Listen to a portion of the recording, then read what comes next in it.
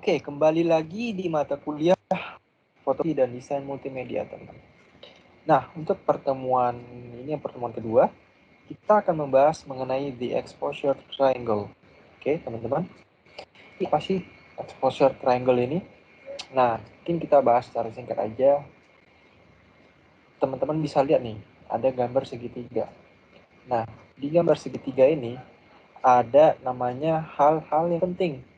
Nah, yang pertama itu aperture, shutter, sama ISO. Nah, tiga hal penting ini yang di dalam di exposure triangle ini. Mungkin saya akan membahas mengenai definisi dari triangle exposure dulu ya.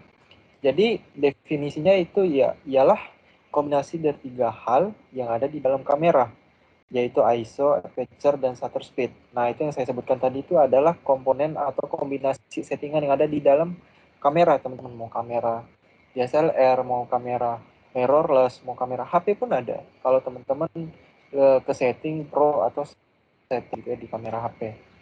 Nah, dengan tiga hal ini, teman-teman, maka akan tercipta exposure yang tepat untuk gambar-gambar yang diambil oleh kamera.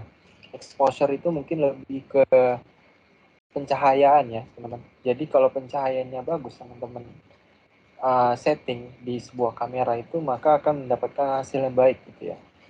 Jadi jika ada salah satu hal yang penting tadi, teman-teman, settingannya itu nggak pas gitu, maka nanti hasil foto yang teman-teman dapatkan itu yang nggak sempurna gitu, ada yang kurang. Misalkan entah gambarnya ngeblur, entah gambarnya agak banyak semut-semutnya gitu ya. Maksudnya itu pecah-pecah gitu ya, teman-teman. Ada pixel-pixel yang mengganggu gitu ya. Jadi kesannya kayak pakai kamera zaman-zaman dulu gitu. Terus ada yang terlalu gelap lah gambarnya, ada yang terlalu terang gitu ya. Nah, jadi ketiganya itu harus ada di sisi yang pas, supaya exposure atau pencahayaannya itu juga yang didapat pas gitu. Nggak boleh lebih, nggak boleh juga kurang gitu ya, teman-teman. Kurang lebih itu definisi dari di exposure triangle gitu ya. Nah, di dalamnya nanti juga saya akan menjelaskan di kelas mengenai settingan apa aperture itu seperti apa, terus cara kinerja aperture itu seperti apa, dengan kode apa. Kalau di sini kita lihat kodenya f/per itu ya, f/per 1,4 gitu. Kenapa dia f1,4 itu bukannya besar, terus f/per 8,0 itu bukannya kecil gitu? Apa fungsinya, terus apa plus minusnya dari settingan kamera ini gitu ya. Nah, itu aperture. Terus kita juga akan membahas mengenai shutter speed seperti apa, kok dia kalau nominal atau digitnya 1/2000 itu atau yang lebih tinggi itu dia lebih jelas gambarnya, tapi kalau 1/3 itu lebih ngeblur.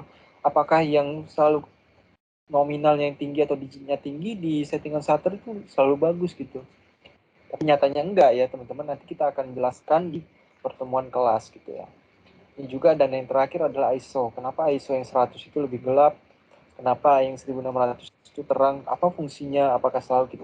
Apakah kita selalu menggunakan yang terang gitu, yang ISO tinggi-tinggi?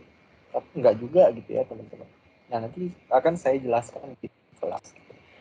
Nah, jadi untuk pertemuan kedua, mungkin kurang lebih membahas mengenai exposure triangle atau pencahayaan yang baik untuk pengaturan kamera teman-teman, supaya mendapat hasil yang bagus, baik, dan serta sempurna ya, teman-teman. Oke, mungkin itu aja brief dari pertemuan 2. Sekian, terima kasih.